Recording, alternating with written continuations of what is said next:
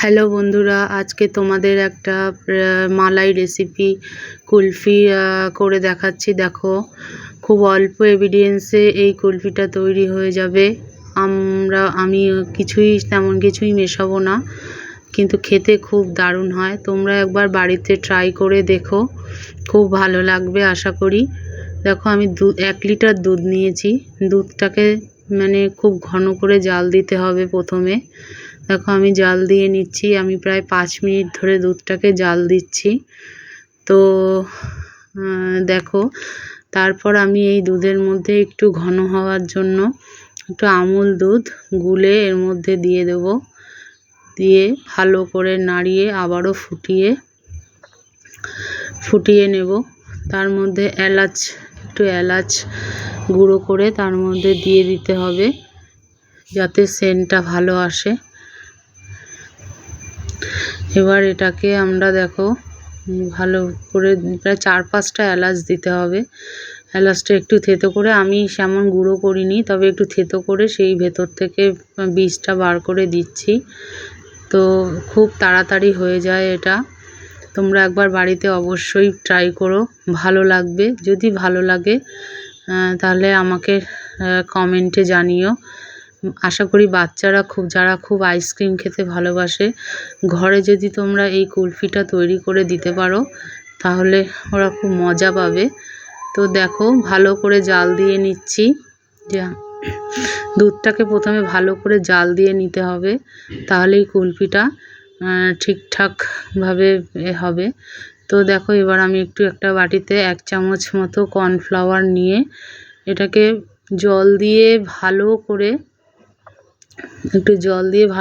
গুলতে হবে, যাতে কোনো রকম এতে লামস না থাকে। কর্নফ্লাওয়ারটা দেওয়ার একটাই কারণ, যে দুধটা একদম ঘন হয়ে আসবে। তো ভালো করে গুলিয়ে নিয়ে আমি এটাকে দুবারে এর মধ্যে দেব।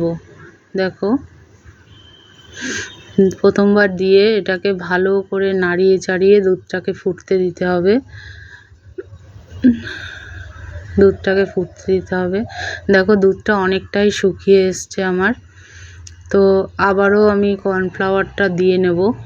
দেখো, আর যে অর্ধেকটা রয়েছে সেটা দিয়ে নেব। এবার দিয়ে এটাকে ভালো করে ফোটাতে হবে।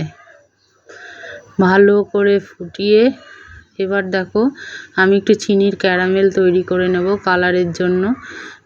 তো এবার আমি তার থেকে একটু চিনি নিয়ে দুধের মধ্যে মিশিয়ে দিচ্ছি।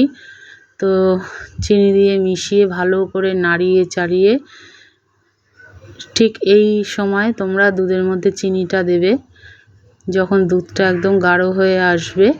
তখন এই দেখো, আমি চিনির ক্যারামেলটা তৈরি করে নিয়েছি, তার মধ্যে একটু দুধ দিয়ে ভালো করে গুলিয়ে নিচ্ছি। দেখো, দুধের কালারটা চেঞ্জ হয়ে যাচ্ছে। তো এবার আমি এটাকে দুধের মধ্যে মিশিয়ে দেবো। দিয়ে দেখো, দুধের কালারটা অটোমেটিকলি চেঞ্জ হয়ে যাবে।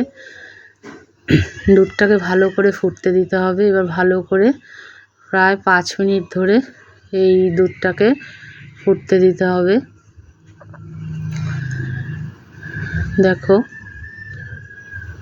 দুধটা দেখো কেমন ঘন হয়ে এসছে।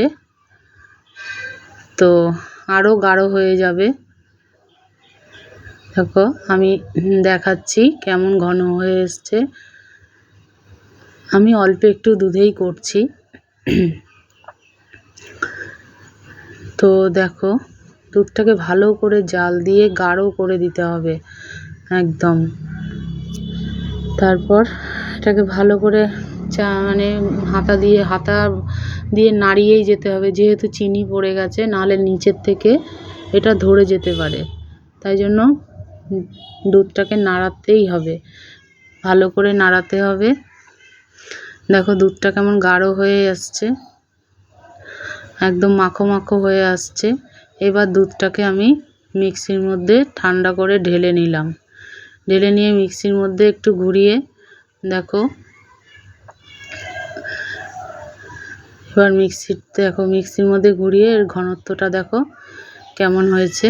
এবার আমি একটা বাটির মধ্যে, যেটার মধ্যে আমি আইসক্রিমটা করবো, মালাইটা ঢেলে নেব।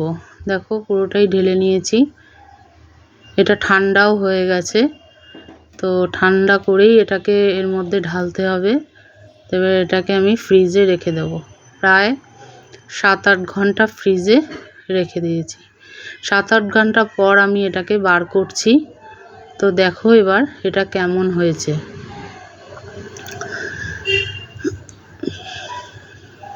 দেখো পুরো জমে গেছে, খুব সুন্দর হয়েছে বন্ধুরা। যদি তোমরা একবার ট্রাই করো, আমি মানে গর্বের সহিত বলতে পারি তোমাদের খুব ভালো লাগবে।